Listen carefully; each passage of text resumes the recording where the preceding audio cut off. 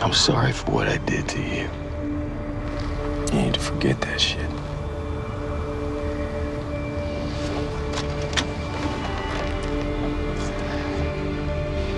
You know something, Rick?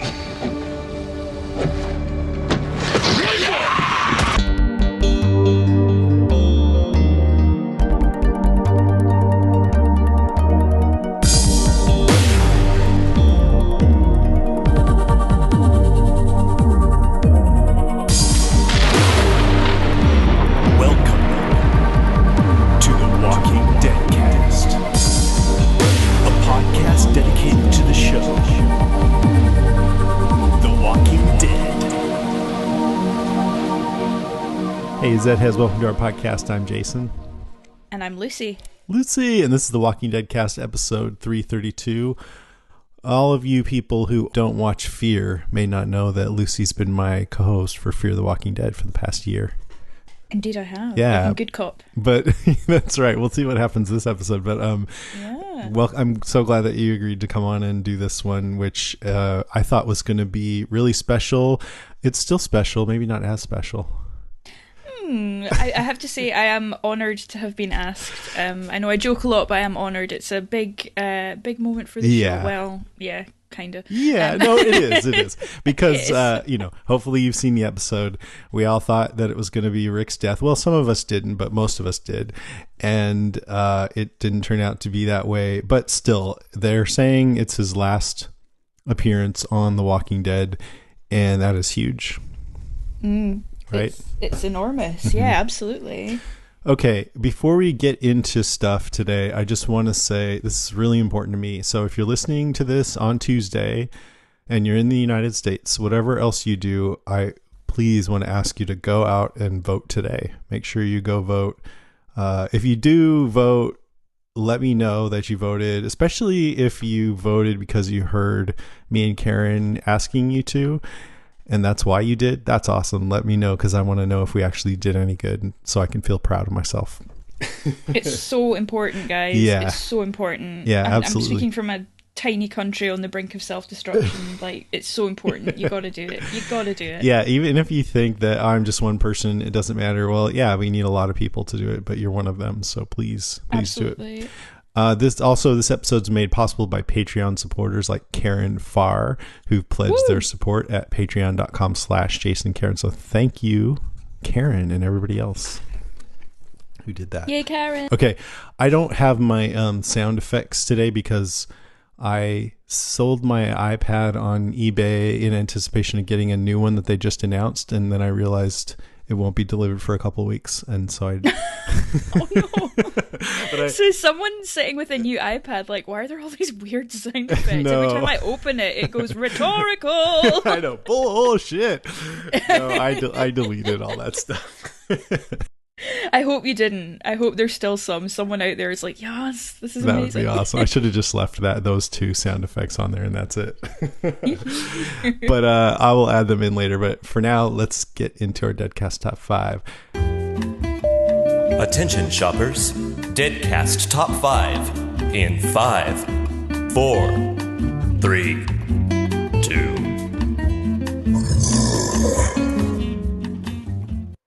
So it's our Deadcast Top 5. This week it's our Top 5 highlights for Walking Dead Season 9, Episode 5, What Comes After, which I originally thought, oh, why would they title it that? It's like the episode that the main character, Rick, dies off the show, and they're calling it What Comes After, like they're really trying to get us to focus on, there's still going to be a great show after this, but it turns out that it's more about, well, it felt like that title almost referred to the afterlife, or at least like what comes after you're done with a certain segment of your life or something. I don't know. What do you think about the title? I was the same as you. I thought it was interesting that was the title they picked for this one, when this was kind of supposed to be the final episode. But I did notice it actually comes up in conversation with Maggie and Michonne. Michonne asks Maggie if she can cope with what comes after she kills Negan. And Maggie says she can't cope with it now. And I thought that was actually quite nice, because although I know we're going to be talking a lot about Rick's storyline, I think what happened between Maggie and Negan was pretty important. Absolutely. And it is kind of all of this is what has come after everything in a way, but primarily that kind of turn at the start of season 7 / issue 100 where right. Negan bursts into the scene. So I think it did make sense. I think it was misleading, but in a kind of good clever way. I think yeah, and what you say about the afterlife as well is pretty relevant, I think. And I really do feel like this whole episode is working on a huge metatextual way on a few different levels, and it's a lot about story and with The Walking Dead in particular, which seems to be a show that wants to go on forever. And so it really wants us to know and realize that characters come and go. And that doesn't mean that they're not important anymore, that we still have the story that's left with them. But then there's a lot more left to come with new characters and things like that, you know? Absolutely. No, I think that's correct. Well, completely. I was like for this episode, I'm like, all right, I want to be there for the listeners. We're all kind of a support group. We love Rick. I was going to play a really sad song at the beginning and, you know, pay respect to Rick Grimes. And now I don't have to. And that's totally a relief to me. Yeah. But was it a relief? Cool. It is because Rick, I mean, he's my favorite character, and and I'm just, you know, on one level emotionally, when I saw him in that helicopter, I was like, oh my God, he's not dead. I can't believe this. Creatively, I'm not so sure it was the right move for The Walking Dead. And we'll get into that. But I really love this episode. I'm going into my general thoughts about the episode. I really loved it, but I had mixed feelings by the end. What about you? The first time I watched it, I flat out disliked it. I was like, this is what the fuck just happened. Yeah. Oh my God, what the fuck? But watched it I've watched it 3 times today, and it has grown on me. And I think I'm going to say it now, and I may change my mind by the end, but I do wish Rick had actually died. I feel like it, part of me really loved it with the music cues and the kind of bizarreness of it. But another part of me was like, be the show we want you to be and start setting up for an end game, and don't be afraid to do things like kill off people. It just felt a little cheap. And then we obviously, if people saw on Twitter, I was ranting about this, the UK got pretty heavy spoiled, because the first thing that was up on the news this morning was Rick Grimes is going to star in 3 acts. And I was just like, oh, for fuck's sake. You're kidding. Like, so you didn't get to see. It's hard to see it through the lens that I got to see it through, because I was expecting this to be Rick Grimes' swan song. And until the last 10 minutes or so, or even 5 minutes, that's what it was, you know, right up until the explosion on the bridge. And so I was judging it on those terms. And on those terms, I thought it was mostly pretty great, especially the visitations from the past. I just loved all that stuff. And even the simple story of him as he's dying, just trying to get back to his family, which is all the characters that we love on The Walking Dead. Absolutely, yeah. And so on those terms, I think it was a damn good swan song. What do you I mean, just on those terms? On those terms, I think it was fantastic. That's one of the reasons I was so annoyed in a way, was because I was like, well, it was that good. Trust it. You know, let it be a swan song. You don't have to do this insurance policy of having him fly away. I don't think, given what we know about Rick's character, they're going to have a damn good explanation for why he wasn't back with his family within about a year. Do you know what I mean? I just think there's going to have to be some kind of amazing reason why he's not made it back to Alexandria. There's no reason I can think of. Exactly, unless it's something really lame like, I don't know what I'm doing, I've got amnesia. And it's like, I don't know, reverse Overboard, where like, by the way, Overboard, 1980s film, aged horribly, but I really liked it when I was a kid, where like Jadis is like, you were my husband the whole time, and he's like, was I? And she's like, yes, we lived here, you know? That's Kurt Russell, right? And Goldie Hawn. Goldie Hawn, yeah. Well, excellent film. Can I go first? Of course, I'm not going to say no, am I? Like, no, you Jason, could. You sounds like you're the bad cop this week. No, I'm just kidding. No. I'm a little bit of both. I'm Devlin. But it just doves into my number 5 is Rick's future. And I already said this, but it bears repeating. When Rick was revealed to be in that helicopter, for one thing, I could not fucking believe it. I was for the first time maybe ever, I participated in the live chat that we do on the Patreon I would have loved group. to have seen that. And I just wrote, holy shit, I couldn't believe it. I was shocked. There were fans that were saying all along that they thought Rick was going to go away with Jadis in the helicopter and be the A that, and I was like, no, you guys are in denial. That Walking Dead doesn't do stuff like that. He's dying, they've made it clear. And so I just want to say I was totally wrong. I'm eating crow. Credit to Jillian Moreau, who's one I know who said that. In fact, I think I might have and Melissa actually scoffed at you in Atlanta. I'm definitely an A, but I'm sorry. you were right about that. I think actually we should just take a moment for Melissa Jason to too. apologise to everyone. So Melissa, Yeah, we're Melissa. sorry. I think Karen may have said that too. I was going to ask actually for the opening quote. I know that's not what we've gone for, but there was someone wrote in when we were doing Fear, and they had this bonkers theory about Rick getting whisked away by helicopter to Europe. And we were like, ha ha ha, that will never happen. And now I'm like, I'm so sorry, person that wrote in. It seems that has happened. But, sorry, Scott Gimple, who clearly listens to the podcast. well,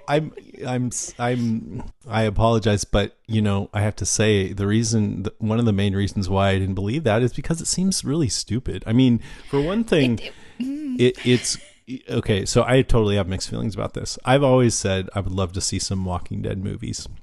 And that's what they're doing, and they're going to put a big budget onto it, and that's exciting. And I also do think that eventually, if things go a certain way, that there may be other characters from the show that end up in these Rick Grimes movies, which I think could be super cool. Yeah. I think what I'll say is, and I think that this is something maybe you and I don't always agree on, so everyone grab your popcorn. I'm joking. I thought this episode smelled quite heavily of Scott Gimple. It felt tonally a bit different from the episodes that have come before in this season, and I don't think that was necessarily a bad thing for this episode, because I think it worked, like you say, as a swan song. But what worries me about the movies is that they're going to be Gimple led, and I hope that maybe movies are a better format for him to do the stuff that he's best at and the stuff that he's strong at. But I'm worried that the kind of fresh air and momentum we've got with the Angela Kang era, I'm worried that it would be a step back, maybe, to go back into that sort of action-y, Gimple-y kind of era. It might work really well for movies, and certainly he knows Rick's character really well in terms of, the trajectory that the show went on when he was showrunner. But it does... I have concerns, little concerns, and big concerns as well, to be honest. But yeah. Yeah, I don't necessarily disagree with that. I mean, I thought the same thing. I thought... I was actually kind of glad that Gimple wrote this episode because he's written some really great singular episodes. And he has, yeah. And I think that he, there's a lot, it's not just action-y, in my opinion. There's a lot of, I picture him, like Beautiful Minds sitting there at his board with string kind of attaching things to each other and all these connections and things that if you think about it, you realize, oh, wow, this could mean that. And then he has some things in there that kind of make sense, but they're just poetic enough that you can't really peg them. That bears a lot of thinking. And the more you think about it, you can go deep into it. And I think he can go a little crazy with that to where if for a whole season, it just kind of collapses under its own weight or gets drawn out too much or something, and it doesn't really work. But for single episodes, I think it can work well. So maybe for a movie, it might be good. I don't know. He's absolutely a Stephen Moffat. So Stephen Moffat was the showrunner on Doctor Who for the last kind of the Matt Smith era up to Peter Capaldi, and everyone was so excited. Yes, because he had written, just like him, he had written some single episodes of Doctor Who that were amazing. The best. So they made him a showrunner, just like Gimple, and then people had lots of complaints. And then it was like, oh no, right, he's got kind of two things he's really good at. Yeah. Kind of fuck the rest. I think Gimple, to his credit, is not as bad, because I think Stephen Moffat really was quite like, this is my one idea and I will just keep going with it regardless of whatever the fuck happens. Yeah. Whereas Gimple, I think, is more, he's definitely got a feel for the franchise overall. But I did feel that there was that total shift between this episode and the ones that have come before it. And like you say, carrying that into the future, I'm just a little bit like, let's see how. Yeah, I mean, let's see. I mean, I definitely am Yeah. taking a let's see attitude. I don't want to say, oh, this is going to suck. I'm highly skeptical. Yeah, I exactly. mean, you mentioned soap operas, and one thing that soap operas do is, they go on for 30, 40 years, and they have the same characters. So in order to make the story interesting, the characters start acting in ways that doesn't really make sense for them to up the Exactly. drama. And if Rick is off somewhere and he doesn't go home, then he has amnesia, or it just doesn't make sense. I mean, we don't know what the story is, so we don't know. But I Exactly, mean, we don't know. if you've got Morgan zipping around to to Texas, then Walking Dead can't credibly say that Rick can't get home, in my opinion. Right? No, I think that's absolutely right. And the other question I had was, did nobody notice the helicopter? I know that sounds really strange, but did nobody notice? Because that's quite it's quite noisy. It's quite noticeable. It didn't seem to be that far away from the explosion. So I'm just a little bit like, I'm interested to see if they're all, he's definitely dead, or if they're like, we never found him.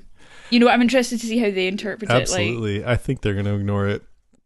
Yeah. I mean, also, I felt like they should have went and looked for his body, maybe, but it all happened pretty fast. We saw the body. I didn't even notice this on first watch, but Jay just looked over and saw his body wash up on shore. I didn't even see that. I just noticed him when he was in the helicopter, but he actually did wash up on shore. So yeah. he was like floating down the river. But continuing on with this whole thing, so AMC actually did something really clever, and I give them credit. I don't know if this was intentional or not, but they were talking so much about Lauren Cohan's exit being open-ended, and Andrew Lincoln, this is the last time he's ever going to be on the show, that it just really cemented in my mind, okay, Rick's going to die. I need to prepare for that. So this shock, as much as there's debate in my mind about whether it's creatively right, and mostly I would say no, it also really delighted me to be surprised like that. Like, It's whoa! a real treat, isn't it? Yeah. Holy, what Holy now? shit. And Like, you got that taken away, so you got to see the headlines in the morning. But Oh, I know. for Fuck me, that, I was man. like, Fuck no way. And then on top of that, just in the moment before my stupid logical brain and analytical stuff kicked in, I was just like, Rick's alive. That felt so good. So I really want to pay attention to that for the listeners who felt the same way, that thank God, Rick didn't die. And because of this, I kind of hope that he doesn't die in those movies. That would be dumb. I feel like, unless he has characters around him like Daryl's in the movie too, and Carol. Otherwise, otherwise, I just kind of hope that if and when this thing ever does end, that he's still alive. That's what I've always hoped. I want him to be alive until the very end. In 70 years, when you and I are sitting here podcasting from the future. And we will be. Don't worry about that. I know, right? Derek and I, in this episode, guys, is going to be a bit wibbly wobbly, timey wimey, because I have already recorded comic talk, so I think I may make the same jokes twice. So apologies in advance for anyone who doesn't enjoy. Because they're twice as funny if you hear it twice. I mean, that's the rule of comedy. The one thing that I do think is nice about Rick being alive, one of the things is, I feel like the show as a whole, if it was going to go for Endgame, it always had to be Rick's endgame. And while it might not be the case that he, the final season, it may only be that he turns up in the last episode, I feel like that's right for the show. So that excites me, that there's a chance that somewhere down the line, his song will get that ending that it deserves. But I'm intrigued to see. I think the main thing I felt, like Maggie, they robbed me of. No, I'm joking. Is the sense that we might be heading for an endgame. I really thought Rick leaving, this is them going to have to... This is the opposite. But yeah, and this is the opposite. And I'm like, okay. Like, they've announced several different lengths of miniseries. They're considering digital content, movies with Rick, a trilogy, and more characters. And I feel like is Scott Gimple delusional or something? Like, is there a market for this? Doesn't he know that Walking Dead is on the decline and the ratings are a fraction of what they were, and the story, it feels like it's really played out, and it should really end. And then I was going to use Breaking Bad as a counterexample of a story that knew when to end, but then I'm like, oh well, we have Better Call Saul, so maybe we're wrong. I mean, I really don't think this is wrong. I think there's only so much storytelling you can mine out of the zombie apocalypse, but I will keep watching and hope that I'm wrong. Yeah, I think that's fair. I do think it's fair, and I think it is. It's difficult when money is involved, and there's such a huge amount of. I remember when Doctor Who kind of moved out of Cardiff in the UK, that was a big blow to local economy because people who rely on that show for incomes, and I imagine that in Georgia, in the places where they film The Walking Dead, this is a huge enterprise. Like, it's not just AMC grabbing money; it's like it's people's livelihoods. It just revitalized the town of Sonoy. Yeah. Exactly. So I feel kind of conflicted in that sense as well, but it is a left turn. It's like being told you've got a terminal illness and then I've never been told that. But Walking Dead will still be in Georgia. Yeah, I hope so. But just in terms of like if they'd called an end game and if they'd said it was going to end, that would have been like, all right, Got it. But I mean, it does feel like you've been told you've only got this amount of time left, and then it's like, surprise, reprieve, you've got 5 more years, and you're like, oh, I was okay, cool. I mean, it's good. I already said fuck you to everyone I didn't like and quit my job, but I've quit my job. I've told my partner I don't love them anymore. Live, so that's exciting. Another thing that it felt a little bit. It feels like, here's my bad cop side, that it kind of cheapens the story for the sake of keeping it going. And yeah, that's what it comes down to, doesn't it? You know what happened? I used to watch soaps as a kid. General Hospital and All My Children were huge, and Erica Kane, and All My Children got canceled several years ago now, 8 or 9 years ago, something like that. But they wanted to try and keep it going as an online endeavor, like a web show. And so this company took over and they hired back as many of the actors as they could, but they had a limited budget. So a lot of the big name actors were like, well, we'll just wait and see how it goes. And then we'll come back if it goes. And it didn't. It failed. And so what that did was it robbed All My Children of a proper ending after decades of that show. And no Erica Kane ending, no Tad Martin. And so I feel like, oh man, I hope that's not what just happened with The Walking Dead. Like I say, I feel like Scott Gimple might be kind of delusional, and they should have done this a couple of years ago, maybe.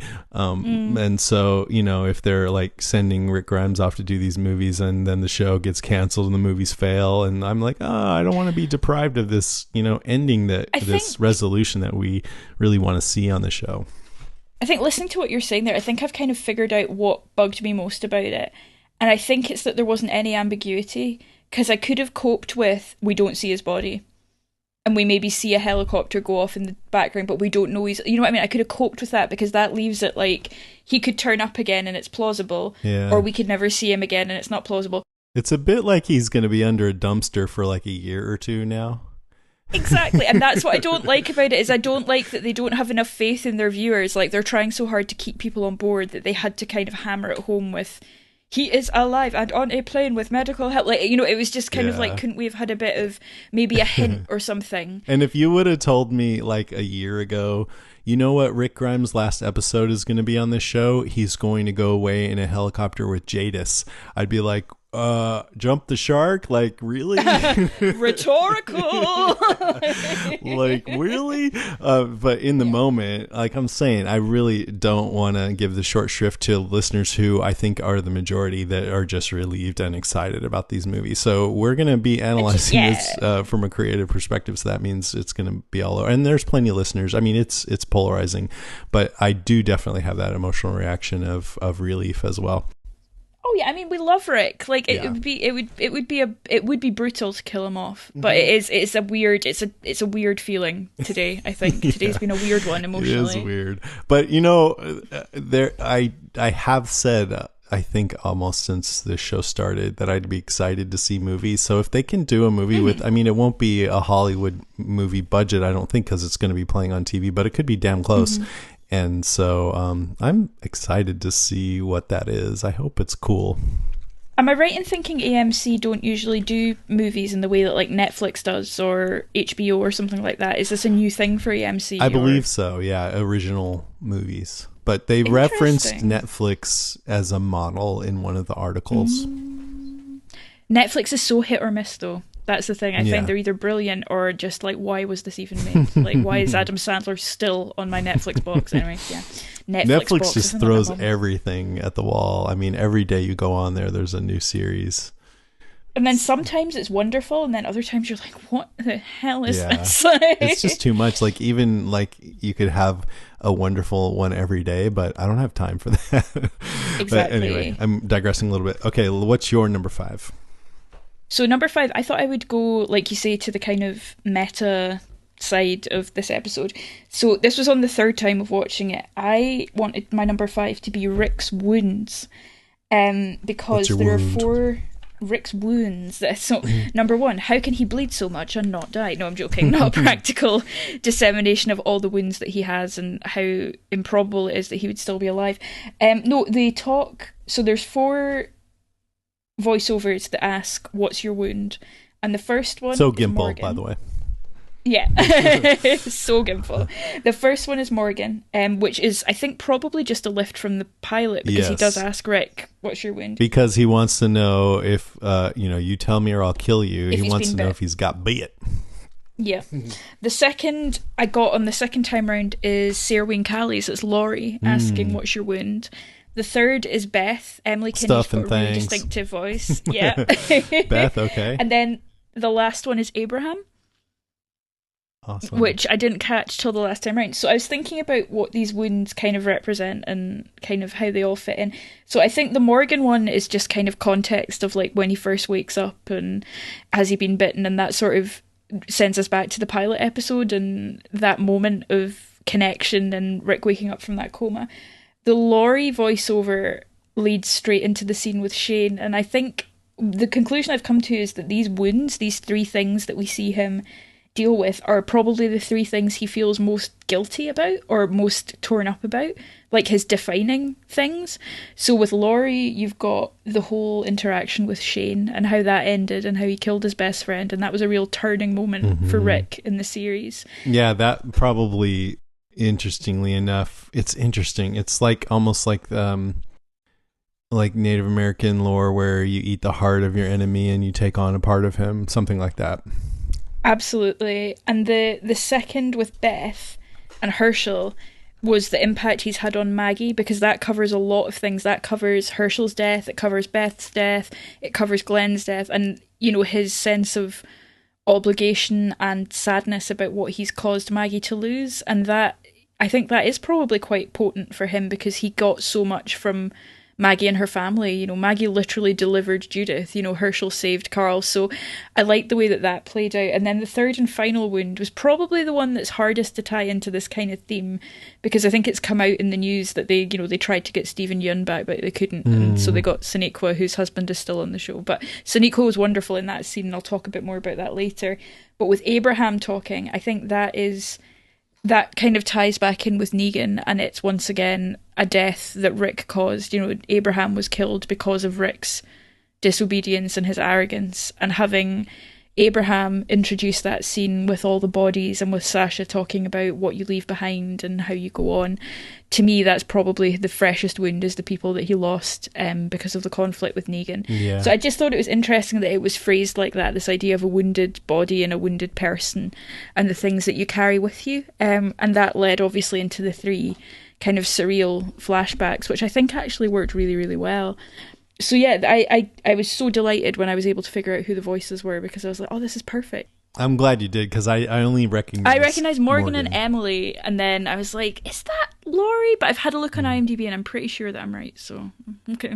I hope so, guys. If everyone's like, oh no, that was actually... Wait a minute. So, but you talked about there's 3, four, but there's 4, 3. Right? What I mean is the first one, Morgan, I think that's more just about locating him. Like that's the kind of literal wound that got him into that situation, and then the other 3 are more sort of his wounds, his like personal baggage about stuff. And I think the thing that a lot of people have been, well, not a lot of people, but there has been some criticism of, are the people that were missing from those things. They were like, wouldn't it have been more logical to have Carl or to have Glenn or somebody like that? And, part of it is, it's filming schedules. But another part of it is, well, actually, maybe it's nice that we got to spend some time with people who you maybe wouldn't expect. And obviously it was so bittersweet having that Scott Wilson scene in there. Yeah. I mean, that was just really, really perfect. So good. Yeah. And I thought Sonequa Martin Green just did really wonderfully in her scene as Sasha. I thought she was really otherworldly and kind of... Very good. She's great. just very beautiful. If that's what happens in the afterlife and I get to look at Sonequa Martin Green, I'm like, do you know what? I'm fine with that. Yeah, I mean, hey, we have to walk on a floor of dead bodies of our friends, but otherwise, it's really nice. The water's fine. Okay. Yeah, Stephen Yeun, I just from interview snippets and things, I mean, who knows? Maybe it was just a filming thing, but I get the feeling that he's kind of like Leonard Nimoy with Spock right now. I'm not Spock. He's like, I'm not Glenn. He wants to distance himself from that because he felt constrained by the role. And all respect to that. That's great. Absolutely. But as a Glenn fan, I wish the timing was different because I would have loved to seen him in this episode. Same. Absolutely the same. All right. My number 4 are these visitations from the past, which was my favorite part of this episode. And I think it's a testament to how Rick has taken on characteristics of the people in his life. And even to the point where he seems a bit schizophrenic sometimes, but yeah, I mean, don't we all? I want a Johnny Bernthal life coach in my car that tells me when I need to go and be an asshole to people. I'm like, I'm up for that. That's really good life coaching. For a while there, I was studying neuro-linguistic programming and different kind of self-help things, and one of the techniques was to sort of try to have an inner resource that you had sort of different characteristics for. You might even imagine it as like an imaginary friend. And I think Shane is definitely that for Rick. Like, he's channeling his inner Shane right now to get him. I mean, I think if not for that moment, the idea is anyway that he would have died in that old cabin, Yeah. And an excellent jump scare. I did like that jump scare. At the very end. Yeah. Wake up! Oh my god, that got me. I was like, That's good. It was like, it reminded me of, Bilbo in Fellowship of the Ring when his face kind of goes like that when he's reaching for the... Yeah, it was that kind of, oh my god. The first one they showed was Rick in the hospital. And they did it in such a way that for me, just for a split second, I thought they were kind of toying with us, teasing that it was all a dream in his coma, because that's what the fans have speculated or, kind of joked about over the years. I think that was sort of a wink to that. He's a wake up. I think Kirkman wound that up in a comic book as well. I think he had him wake up in the future or something, or it was definitely something was done. Yeah, and and just his older self calling his new self an asshole, and I don't know, I just loved revisiting the pilot too. It's so good. And then I don't know how to say this without sounding horribly ageist, but did the young Andrew Lincoln up? Or I don't know, he looked surprisingly like Pilot Rick. I know. Amused me. I don't know, but I don't think he said those lines back then. Yeah, so that's the thing. They may have CG'd him up a little bit. That's great. Wow, I wish I could get someone to do that for me. Having in my favorite, as you can tell by the intro of the podcast, was Shane and Rick. And that was brilliant. They're in the car. This is the first scene that they shared on the series, was that in that car. And I love that Shane has and Rick have this conversation about how Rick turned out is in part Shane wants to take credit for that, referencing time when he was brutal, like when he bit Claimer Joe's throat out and macheted Gareth in the church. And he's like, I knew you had it in you, and I take full credit for that. And it's time right now to kneel down and dig deep. And I mean, that this scene felt very fan servicey and yet true to the characters, but it's stuff that we've talked about, how Rick has taken on characteristics of Shane and other people. And Shane's like, I know there's other influences, but I take full credit. He's such, I I don't know, so Shaney. It felt on the nose, but wonderfully acted. Yeah. I think like I was they okay played with it it. so well. I loved the dynamic, Yeah. and I believed in a way that was Shane at peace with what Rick had done. Like when he said, Yeah. you know, don't be sorry for that shit. I kind of liked that, and I liked that they were able to joke about Judith and things. I don't know. It was actually quite. I thought it might have been more brutal than it was, and I enjoyed the way that it was so played it. And just the nice. chemistry was just so perfect. It felt like a reckoning. Yeah, it really did. Where I agree with you. I think even though this was kind of an inner representation of Shane inside Rick, I think it was also sort of like Shane from the afterlife saying what was true for him. Absolutely. And I think, it worked. It really worked for me. I really enjoyed it. I thought the two actors played really well. I love that it went back to the third man. You know, they said he's the one who changed everything. And it's true. And it's that, and kind of, I think Sasha says the same thing. It's like, you know, these little things add up. And, you know, not knowing there was that third man there changed the course of Rick's life forever, and Shane's as well. And it just felt very well earned. And I think John Bernthal is just such a good actor. I just really, it was just nice to have him back. Yeah, they really just went back to their season one selves, especially Shane. And yes, I loved especially when he's like, oh, you know, Rick's like, I'm looking for my family. Oh, looking for your family? How is my baby girl, by the way? She's got my eyes, doesn't she? And Rick's like, she doesn't have your nose. And Shane's all, good thing she doesn't have my ears, which is just total. Like, we used to talk about Shane's earlobes all the time. Absolutely. So yeah. that's so good. Then, yeah, there's the Scott Wilson scene, which to me felt like, you know, he's always known as a religious man. And when he's showing the beauty of the landscape outside the barn, it looked very heavenly to me. I felt like he also said something like we were all going to be together soon or at some point. I felt like he was talking about heaven. I don't know. I loved when he said, my girl is strong. Yeah. Yeah, because like Rick's that. apologizing. I mean, that was another thing with Shane. He apologized. I'm sorry what I did to you. But he also, you know, Shane said, hey, no, I'm glad you did what had to be done. And Rick said, well, I had to be the one to do it. So that was just a nice reckoning. Then we see the don't dead open inside, the classic, and don't is crossed out. So it says dead inside open. And it's outside. And there's lots of dead, so many.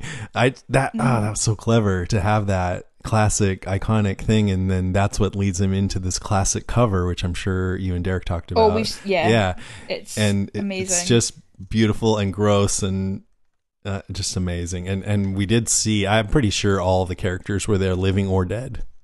I think that's that correct. was the idea. The first time I watched it was on a very small screen, so I missed a lot of it. Going back, looking at it on a bigger screen, I was pointing out different people each time that were catching my eye, and there were obviously some body doubles and things like that as well, but it's just such a powerful scene and such a good use of comic material. Yeah, I mean, they could go to a Walker Stalker and get cosplayers to do half of all of them, really. Exactly. What else? Okay, I don't want to go through all these and steal everything from you. What do you think about the Sasha one?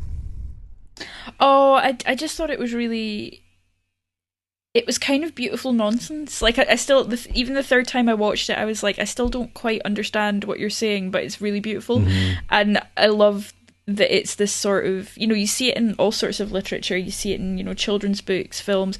This idea of what you see at the end, you know, what truths you know about yourself or that you've come to realize, and how someone kind of manifests and says them to you. And I just thought that she played it beautifully, and I liked just the setting was just so mystical, you know, on top of all these bodies. And never seen anything like this before. No, it was just absolutely mind-blowing. I really enjoyed it. I was so unsure of it the first time I watched it. I was like, I don't know what to make of this at all.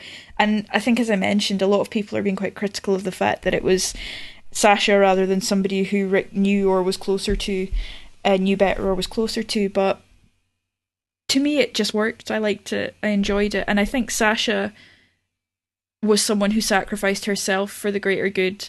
So it sort of made sense that it might be someone like her who had done that consciously, saying, I am going to do this for this reason.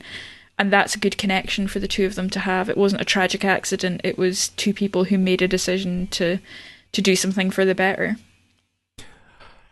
I felt like, I didn't really grasp, especially when she says we don't die. I mean, to me, this was the most metatextual, where she's saying this is a grand story and we all played our part, and even though we might leave the story, we're still in it and you can go back. And I don't know. I mean, I felt like it was almost like AMC saying, just because Rick's leaving, it's still going to be good. I was also like, does she just mean that you all turn into zombies? Because that's a bummer. It's like, right. I mean, I liked it too, but it felt like a commentary on the state of The Walking Dead, as Rick is leaving the show. When I was saying that, like, I was glad it was Sasha, I think that is me in a way scrabbling a bit for meaning. That speech could have been delivered by a few different people. Do you know what I mean? Like, I think it's a nice parallel that it was somebody who gave their life up. But when it is quite generic when you think about it, like what you were saying, you're sort of like, oh, anyone could have said that and it would have had different resonance. Like the Shane one, it couldn't have been anybody but Shane, obviously. Exactly. But this one, you're right, it could have been many different characters. But Sasha did have this sort of, except for in season, I think 4 or 5, when they first got to Alexandria, when she was like kind of in PTSD mode. Aside from that, she's had a calmness to her that really fit well. Mm-hmm. And it tied in nicely with the Abraham element as well, because obviously his loss was a big blow to her at that point. So no, it did work. I think I'm willing to forgive it in the grander scheme of things, and I did enjoy it despite myself. And just visually, it was so good. Oh, it was just incredible. All three of the visuals, the car, the field, the hayloft, and the field of kind of dead bodies was just oof. You could see the farmhouse in quick glimpses. That just gave me such a hit of nostalgia for the show, and also because I was there. And so of course that was nice. Were you heartbroken that your zombie wasn't featured? I think I saw him in the pile right underneath Maggie and at Glenn. That poignant moment. Waving. He was the one waving. Yeah, he's like doing the surfer sign. Hi, Mom. All right, what's your number 4? 4, yeah. I was gonna go for Maggie and Michonne. I was tempted to have just Maggie on her own, but I'm hoping that we'll circle back to talking about her on a kind of larger scale. But I thought the scene between Maggie and Michonne was really powerful, really well acted, and I loved that such a monumental decision that had become so symbolic of everything was hashed out by two women, an emotion, and saying, if that had been Rick, he would have been dead months ago, and it. Yeah. And appealing to that side of Michonne in a way not dissimilar to what Negan had done the previous week, of appealing to who Michonne really is, which is someone who's fierce and someone who is a warrior. Well, and the look on Michonne's face, to me, those tears. Said, she knew that Maggie's right. That if she was in Maggie's place, then Negan would be dead. Yeah, and that was just so powerful, and I loved that it was so simple.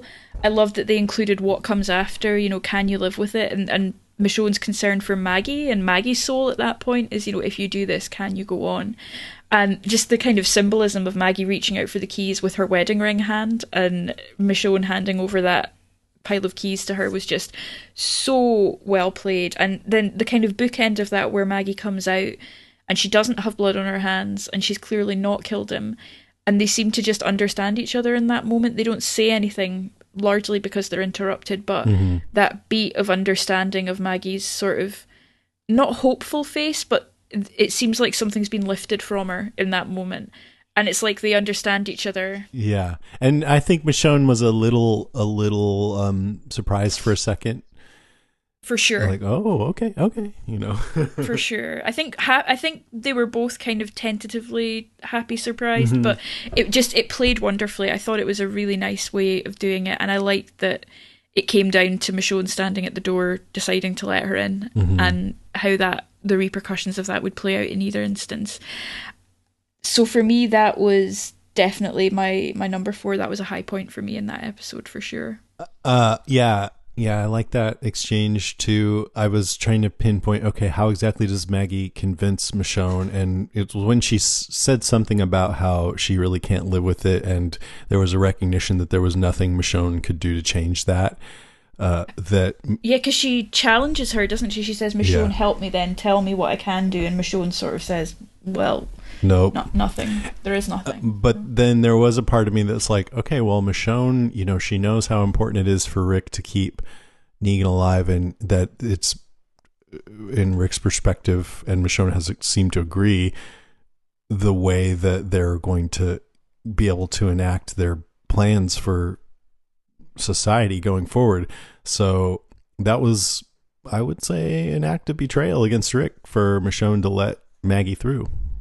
I think it's interesting because you can read it in a few different ways. I think you're right on paper, and to an extent it is a betrayal of Rick, but on another sense I think it's pragmatism. It's saying that emotions, and appeal to the emotions and the reality of what people want in these situations, isn't always as easy as living up to an ideal. And I think in the episodes beforehand we've seen these discussions about, unilateral decision making and the dangers of people who make these snap decisions. And I think it's like what Jesus says to Maggie the week before: the decisions that she and Rick made aren't inherently right or wrong. They're wrong because they made the decisions on their own, and they made the decisions without consulting other people, decisions that weren't theirs to make. And I think you could argue that Michonne does just that in that scene as well. Sure. But Michonne definitely feels like justified in making that decision. But my only point is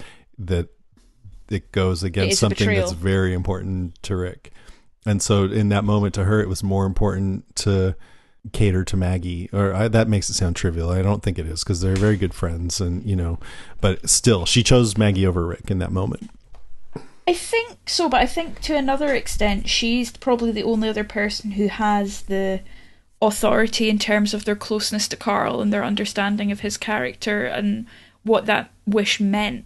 She's probably one of the few people that has the understanding to make a decision of that magnitude. I agree with you that it's, it's a shame we'll never get to see how that plays out, maybe 6 years down the line when they bump into each other in series 20. And Rick's like, whatever happened to Negan? And he's fine, but guess what? He's fine. Guess what? And he'd funny story. Like, oh, well, meet my new wife, Jadis. Hi, Michonne. Like, oh no, gross. Awkward. We lay together, yes, no, blah, go away. So it's gonna happen. That's something. Oh, don't. Oh, I really think Pollyanna McIntosh is awesome, and Jadis has been not so great, but she's great. So. Really? She redeemed herself this episode, I think, slightly. I mean, she did seem to save Rick out of goodness. In some ways. I mean, she still wanted on the helicopter, but she lies. Yeah. She just lies, and you can't trust her, and she betrays people all the time, and she may have been using him as a pass to get out of there, and her desperate plea to get out of it. I don't know. I just, as a character, she's, look, it seemed like, they're making her interesting this season, and then all of a sudden she's trying to convince Gabriel to go kidnap somebody with her or something. I don't know. I know. It's weird, isn't it? I still don't know how I feel about her. I really don't. Yeah, I hope she doesn't brainwash him into thinking that he's her husband. I mean, that's that would be the worst thing ever. But anyway, my point is that I really like Pollyanna McIntosh, so I hope that, these movies are a success and that she's great in them, because I think she's going to be in the movies. I hope so. She's a Scot as well, so Scotland and all that jazz. So for me, for Maggie and Michonne, okay. The way that played out, that was cool. All right, so for me, number 3, we talked about what happened inside Rick's mind, kind of his hallucinatory journey. So this is more general. What was his journey while he was conscious? And last week, I saw the coming scenes, and I thought this whole episode might be him hallucinating as he was stuck on that rebar. Yeah. So I'm kind of glad that it wasn't, and it was a simple plot, but the plot was let me get back to my family, my friends, And it's the plot of the whole show. It's Yeah. the plot of, you know, from it's the full beginning circle. that's been... Yeah, Yeah. which is nice. I like symmetry like that, and even though it's simple, I think it's great. And I'm glad that he took our advice from last week and didn't get bit, so that's cool. Exactly, that was good to know. That was good. And pulling himself off that rebar was gross, but also amazing. When he did that, and you know, me not having been spoiled, my reaction was, "Yeah, fuck yeah, get out!" And then, oh, but you're still gonna die though, so it's still sad. I also feel like someone really needs to have a word with that horse, because I mean, it was not reacting in normal horse ways. I was like, run away, run away. Yeah, I saw some other people being critical of the horse, but you have to give it to the horse that when Rick went unconscious a couple of times, at least the horse kept trotting away, so that it did save him in those instances. It did, it really did. I mean, it was if anything, the horse was too remarkable. And it was a big white horse, which reminded me of Gandalf, so I was sort of like, is this a resurrection? Which I guess it did kind of turn out to be, sort of. It's brilliant. The old cabin that he is in for a little while, I'm not sure if this is on purpose, but I suspect it is. There was a deer head on the wall, so I think this is an homage to the Evil Dead cabin, which Greg Nicotero worked on those movies. So, and anyone who knows me knows I love them, so I love that. I wondered if it was a nod to Carl and the shooting of the deer that got Carl shot, but I like yours more. I think that works better. It's both. Yeah, we'll go with both. Now, the scene on the bridge when he was there and he tried to lead them over the bridge, hoping it would break, that was significant because people have been trying to convince him, most notably Daryl, that, hey, you've been sort of choosing this ideal of having us all together over your friends who really don't want that. Mm-hmm. And so I think in this last, in the moment, I was thinking, okay, his last act in death is to choose his friends/family over that ideal. That's wonderful. Which is great. And then, but it didn't work because the bridge was too strong, which might be another metaphor because it's Scott Gimple. Yeah. But then he decides to do his last one final, like Rick Grimes gun pose and shoot out the dynamite that happens to be there. So perfect. I loved it. But the thing about that was, I'm like, why is he doing that? Like, can he just stumble away a little bit? Or I guess he was afraid that they would come and try to save him and endanger themselves. Is that it? I think so. And I think Michonne or Daryl points out that the herd will head straight for Hilltop. Oh, okay. And they couldn't defend themselves against it. Okay. It was in the kind of voiceover stuff when they're all sort of scrabbling around. But yeah, I think the idea was they were going to head straight for a community that couldn't defend itself. All right. I mean, to me, it felt a little bit like Rick was going out in a Department of the Suspension of Disbelief segment, which I guess could be appropriate. Yeah. But now that you mention that, I guess it's a little better. Yeah, I don't know. I didn't totally love that. And then that, the explosion and they don't look for his body, or I don't know. It just felt not as up to par as the rest of the episode up to that point to me. I can sympathize with that. Yeah. I just really loved the shot of him. I think one of my favorite kind of season posters was at season 3, where he's standing with his arm outstretched with the gun. And I really loved that callback to that image. But yeah, I'd see where you're getting from. And he remained a very sure shot even when he was hemorrhaging out his abdomen, which is impressive. It is. And I like that pose. And when I cosplayed as Rick Grimes a few years ago, that's the pose I would do to make me look the most like Rick Grimes.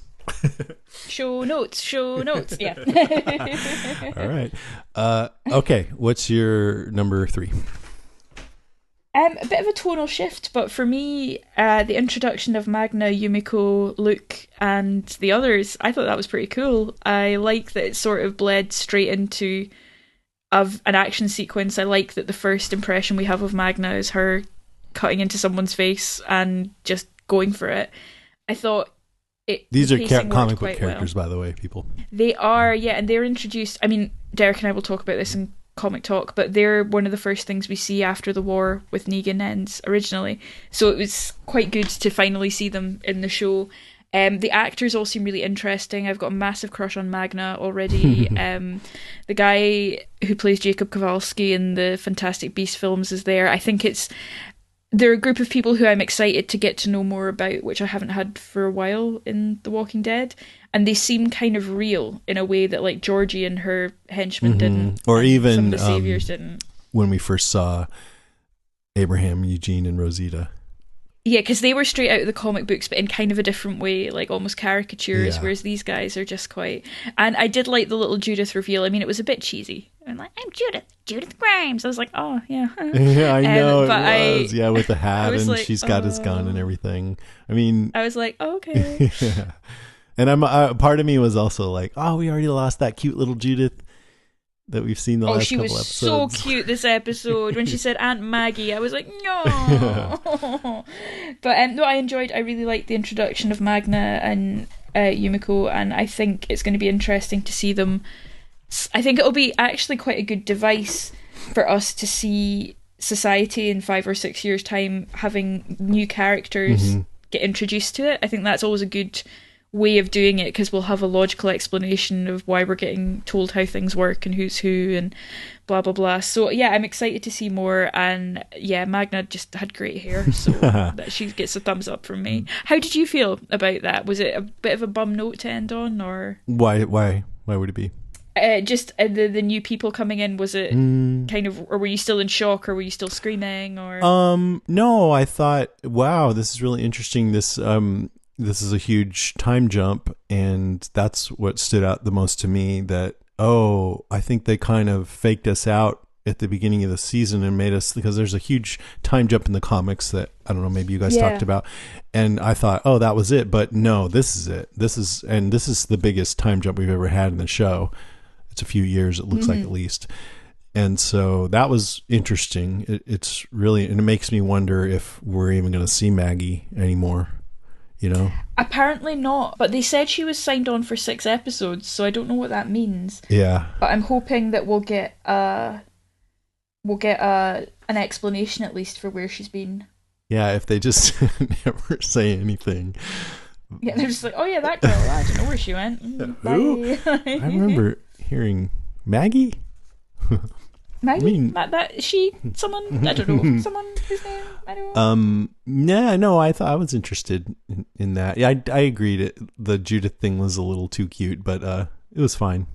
And I've kind of been predicting that Judith would actually be important to the show, and so I feel like maybe that's going to come true. It does take us far into the realm of the future, because the other thing that I was thinking about actually was the Fear timeline, just because I've got the feeling that the shows are going to cross over. Although John Dory movie, I'd be up for that. Anyone? Right. By the way, this panel I did with the Fear the Walking Dead in Atlanta was off the hook. I mean, did you use my questions? I can't even remember, but I mean, that means he used all of my questions. The part that was great was just Garrett Dillahunt trying to talk about how he trains with his gun, and everyone in the audience taking it as a sexual reference, and him trying to steer it away from that, and it was impossible, and it just brought the house down. I love it. I practice by myself all the time, and I may be able to get that and publish it at some point. I'm going to try. Yeah, I would really love that. It sounds like an absolute scream. I wished you were there. It would have been awesome. Oh my god, I wish I was as well. But Garrett Dillahunt held up a sign with my name on it, so basically we're married now legally. So that's a good weekend. And I mentioned that I don't know if listeners all know this, but Laura Willie Swink had made this John Dory fan club T-shirt that says, it has 2 guns crossing, and it says unofficial John Dory fan club. I don't kill people, at least I try not to. And so I wore that, and I mentioned it to him on stage, and a lot of listeners were in the crowd, including Laura, and they were all woo. So that was just a nice moment in the panel. I love it. I absolutely love it. Well, what I was thinking, because I am wondering now more about crossovers and things. And so at the start of Fear, for those of you who are not raptly listening to us every week for Fear the Walking Dead cast, they'd gone forward 4 years, or have I made that up? Wait a minute. at the start of Fear. I don't. At the start of Fear this season. Oh yeah. I don't know if we know how many years, because it may just, all of The Walking Dead may be compacted into like about 2 years or something. Yeah, Cindy's timeline was amazing. But they did come up to catch up to where we are, because Morgan, as we saw, left The Walking Dead and went on to Fear. So that at that point, the timelines matched up. I wonder if this is going to mean more Fear flash forwards. Yeah, I'm really intrigued to see how that marries up with the two of them there. Well, I hope you have fun podcasting about Fear with whoever you get as a co-host next year. Stop doing this to me on air. Sorry. Okay, where are we? You said you do episode 1. You said you do episode 1. I don't even remember saying that, but all right. Yeah, well, it's on a podcast, so good for you. It's recorded. It's recorded. A bad thing about podcasts. Okay, I think we're on my number 2, right? Yeah, yes, number 2. Okay, mine is Maggie and Negan. Yes, I'm glad you had that. I was starting to regret not having it. Oh, good. Okay, so when Maggie first starts talking to Negan, it was interesting because I'm thinking, man, it's so dark. I can't even see him. And I wonder if that's just because the show knows that we all hate him and they're putting him in as little as possible. But I didn't really think that. But it was interesting. I was thinking along those lines. And then she's like, come into the light. But he's being at his most vile. And he's gross. And to me, it was believable. He's giving details of bashing Glenn's head in and talking about the gory details and just pretending to forget his name. I mean, it got to the point where he was antagonizing her so much that you wonder, why are you doing that? And I think she wondered that too. She sensed something was going on, and that's why she wanted to see him. And then she sees that he's actually broken, or at least that's the way he presented himself, and decides not to kill him. And I'm like, oh, reverse psychology, man. And I was almost thinking like, fuck you, Maggie, you got Rick killed for this, and now you wuss out on killing Negan. That because I thought Rick was gonna die, you know. But you know, I mean, all that aside, I think Negan is broken, right? I think there was this look on his face where when he's goading her, and he's looking at her so intently, and it really is just this look like he has an agenda, he's on a mission, he's looking for a reaction, not in the way that we've come to associate with Negan, where he kind of prods at people and sort of annoys them almost like a child. This was really, he was pushing for a result, pushing, he wanted her to do it, and I believe that breakdown. I really do. I think it's I know, I believe it. I really, I believe, he's not pretending to be broken for some reason. He's broken. And well, he puts himself back in the cell, right? And he closes the door behind him. I'm like, oh. He even says, kill me, you know, I tried but I couldn't, and we've seen he's trying to starve himself. And I think my theory about all people who are full of posturing like that, you know, bullies, that they are actually weak inside, and it's an armor that they put on.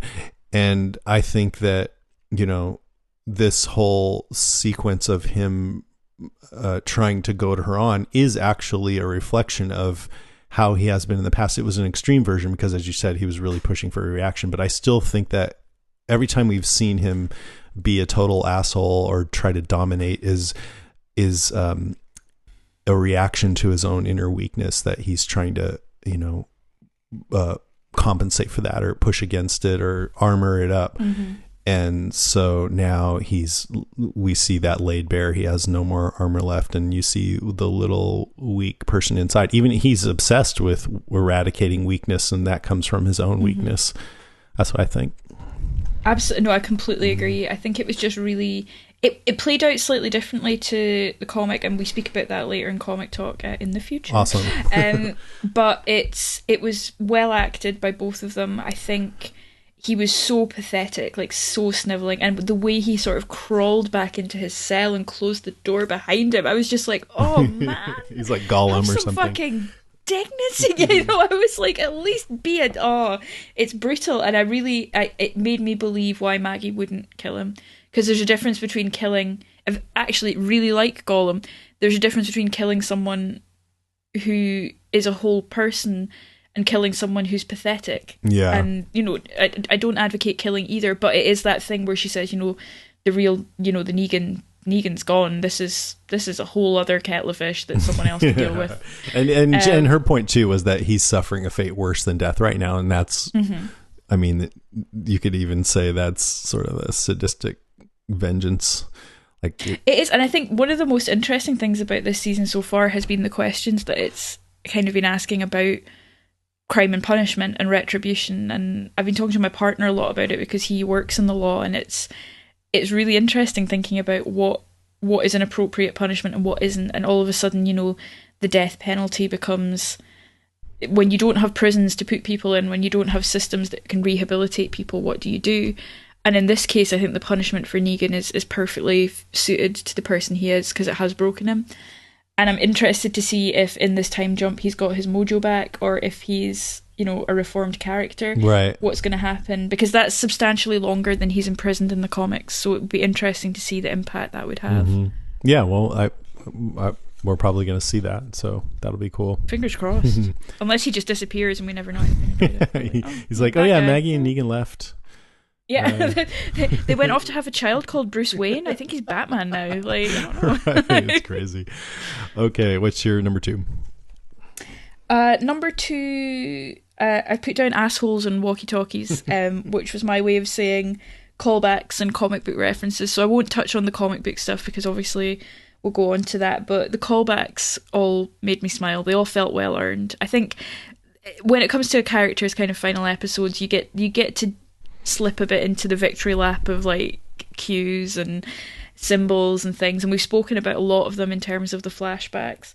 I enjoyed the use of the word asshole, because obviously that is what Glenn says to him in the tank at the end of the first episode. So it was nice that kind of, well, I actually said dumbass, going. but it's a dumbass, yeah. Well, asses and but it was to do with bums, so right, it counts. But it's that kind of callback that I really liked, and I enjoyed the musical callback to the end of the first episode. A song that I've never heard out of the context of The Walking Dead, and it just worked for me. I think it's called. Is it called Space Junk? That's in Space Junk. Yeah, I got it on my iTunes because you can't get it on Spotify.